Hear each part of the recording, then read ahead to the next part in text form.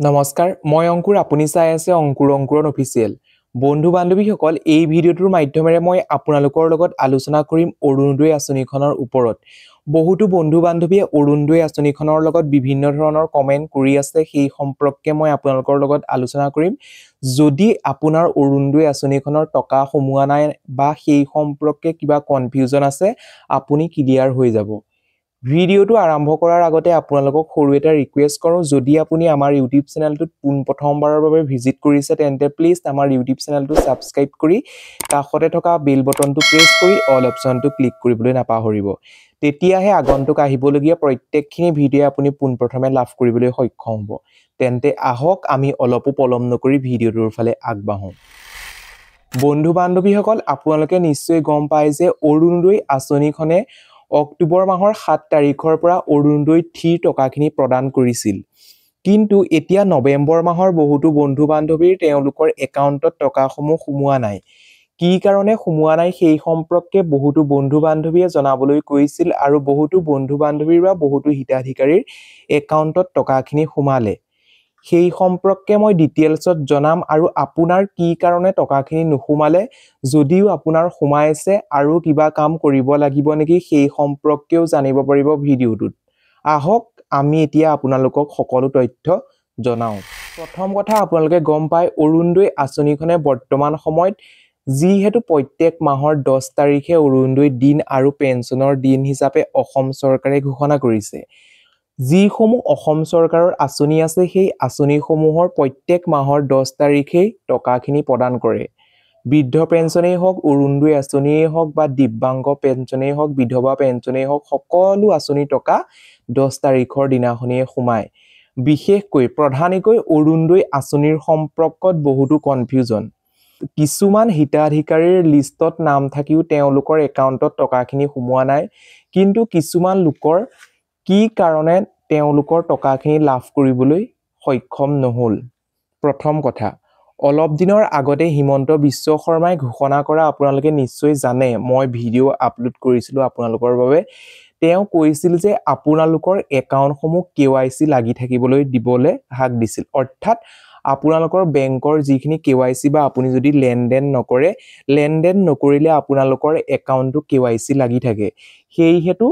হিমন্ত বিশ্ব শৰ্মাই তেওঁ একাউণ্টটো KYC ভাঙিবলৈ কৈছিল হিতাধিকাৰীসকলক আৰু যদি আপোনালোকৰ মোবাইল নাম্বাৰটো এক্টিভ নাই তেন্তে সেইটো এক্টিভ কৰি ৰাখিবলৈ কৈছিল হয়তো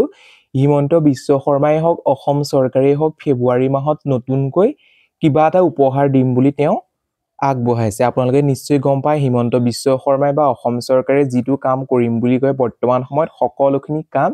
সুচাৰুৰূপে কৰি নিয়ে সেই সম্পৰ্কে আপুনি নিশ্চয় গম পায়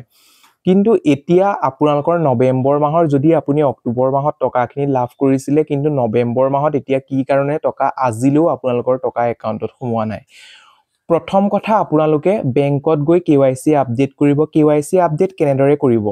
বেংকলৈ যিটো একাউণ্ট নাম্বাৰ আপুনি অৰুণোদয় আঁচনিত দিছিলে সেই বেংকত গৈ পেলাই আপোনালোকে Aadhaar card PAN card voter card আৰু আপোনালোকৰ বেংক পাছবুক লৈ যাব লৈ গৈ তাত এখন প্ৰপত্ৰ দিব প্ৰপত্ৰখন ফিলআপ কৰিব ফিলআপ কৰাৰ পাছত আপোনালোকে সহি কৰিব লাগিব সহি কৰাৰ পাছত তাত আপুনি জমা কৰি আহিব পাৰিব নিশ্চয় আপুনি গম পাইছে সেইখিনি কাম কৰি আহিব তাৰ পিছত নেক্সট মাহত আপোনালোকৰ যি টকা আছে নৱেম্বৰ মাহৰ হৈতে ডিসেম্বৰ মাহত একেলগে সোমাই পৰিব আপুনি নিশ্চয় বুজি পালে যদি আপোনালোকৰ সেইখিনি কাম কৰোঁতেনো যদি টকাখিনি নুসুমাই তেন্তে মই বাৰম্বাৰ কৈছো আগৰ ভিডিঅ'সমূহতো কৈছো যিহেতু আপোনালোকৰ ব্লকত এটা অৰুণোদয় কেন্দ্ৰ স্থাপন কৰিছে সেই অৰুণোদয় কেন্দ্ৰত যাব ডকুমেন্টসমূহ লৈ যাব তাত চেক কৰি দিবলৈ ক'ব কি কাৰণে সোমোৱা নাই চেক কৰি দিব তেওঁলোকে তাৰ পিছত আপোনালোকৰ একাউণ্টত টকা সোমাই যাব যদি তেওঁলোকও সেইটো কাম কৰিব নোৱাৰে ডিসি অফিচলৈ যাব এখন এপ্লিকেশন লিখি নিব লগত ডকুমেন্টসমূহ লৈ যাব লৈ গৈ আপোনালোকে নেক্সট মাহৰ পৰা সকলো কাম কৰাৰ পিছত অৰুণোদয় টকাখিনি সোমাবৰ বাবে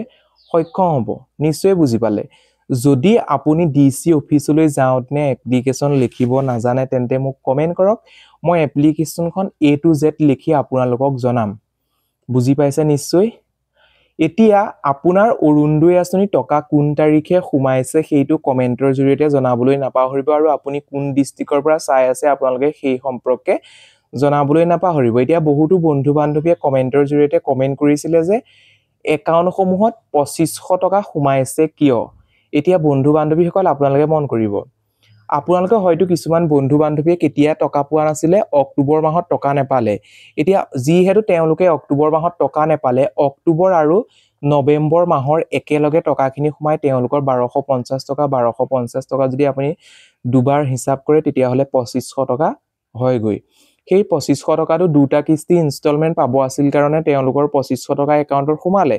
আপোনালোকে যেটো এটা কিস্তিহে পাবলৈ আছিল সেইভাবে আপোনালোকৰ 2500 টকা একাউণ্টত সোমোৱা নাই নিশ্চয় আপুনি বুজি পালে তাৰ পিছত এতিয়া যিহেতু আপোনালোকৰ 2500 টকা সোমালে কিন্তু আকৌ কিছু মানে কমেন্টৰ জৰিয়তে কমেন্ট কৰিছে যে 1500 টকা একাউণ্টত কেতিয়াকৈ সোমাব এই সম্পৰ্কে মই আগতো বহুত কথা কৈছো বহুত ভিডিও প্ৰস্তুত কৰিছো কিন্তু তেওঁলোকে ভিডিওসমূহ সম্পূৰ্ণকৈ নাচায় স্কিপ কৰি চাই সেইভাবে হয়তো বুজি পোৱাৰ অলপ অসুবিধা হয় এতিয়া আপোনালোকে 1500 টকা লাভ কৰিবৰ বাবে আপোনালোকে অপেক্ষা কৰিব লাগিব জানুৱাৰী মাহৰ 1 তাৰিখৰ পৰা অৰ্থাৎ হিমন্ত বিশ্ব শৰ্মাই আপোনালোকক একোখন প্ৰপত্ৰ দিছিল মুখ্যমন্ত্ৰী সুলভ ইন্ধন প্ৰপত্ৰ আৰু এখন চিঠি দিছিল আৰু এখন কিতাপৰ টুপুলা আপোনালোকৰ বাবে আগবঢ়াইছিল হিমন্ত বিশ্ব শৰ্মাই যিহেতু আপোনালোকক কৈছিল যে আপোনালোকে যি মুখ্যমন্ত্ৰী সুলভ ইন্ধন আঁচনিৰ প্ৰপত্ৰ আছে সেই প্ৰপত্ৰখন আপোনালোকৰ ফিলআপ কৰি জমা দিয়ক জমা দিয়াৰ পাছত এই আঁচনিখন প্ৰযোজ্য হ'ব জানুৱাৰী মাহৰ পৰা যেতিয়া আপুনি এটা গ্যাস সিলিন্ডাৰ ক্ৰয় কৰে তেতিয়া আপোনালোকৰ একাউণ্টত সোমাব সক্ষম হ'ব বা সোমাবলৈ সক্ষম হ'ব 250 টকা নিশ্চয় গম পালে এতিয়া আপোনাৰ গ্যাসৰ সিলিন্ডাৰৰ দাম কিমান কমি যাব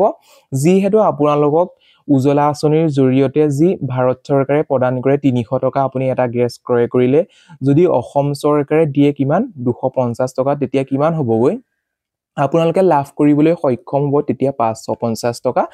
আপোনালোকৰ একাউণ্টত সোমাবৰ বাবে সক্ষম হ'ব নিশ্চয় আপুনি বুজি পালে তেতিয়া কিমান আপোনালোকৰ গ্যাস সিলিন্ডাৰ দামটো কমি যাব চকচোন বহুত কমি যাব 400 টকা পৰ্যন্ত আপোনালোকৰ এটা অৰুণোদয় আঁচনি হিতাধিকাৰীৰ গ্যাস সিলিন্ডাৰৰ দাম হ্ৰাস পাব নিশ্চয় আপুনি বুজি পাইছে ইয়াৰ মাজতো যদি কিবা প্ৰশ্ন আছে তেন্তে কমেন্ট বক্স খোলা আছে আপুনি খোলা মনে কমেন্ট কৰি দিব লাগিলে মই আপোনালোকৰ কমেন্টসমূহৰ ৰিপ্লাই দিব নোৱাৰিব পাৰো আকৌ পুনৰ নেক্সট নতুনটা ভিডিঅত আপোনালোকক সেই কমেন্টসমূহৰ ৰিপ্লাইখিনি দিবৰ বাবে যত্ন কৰিম মই ভাবিছো আপুনি বুজি পাইছে কথাখিনি আৰু যদি ইয়াৰ মাজতো কিবা প্ৰশ্ন ৰৈ আছে বাৰম্বাৰ কওঁ মই সদায় মই আপোনালোকৰ কাষত আছো আপোনালোকক সদায় সহায় কৰিম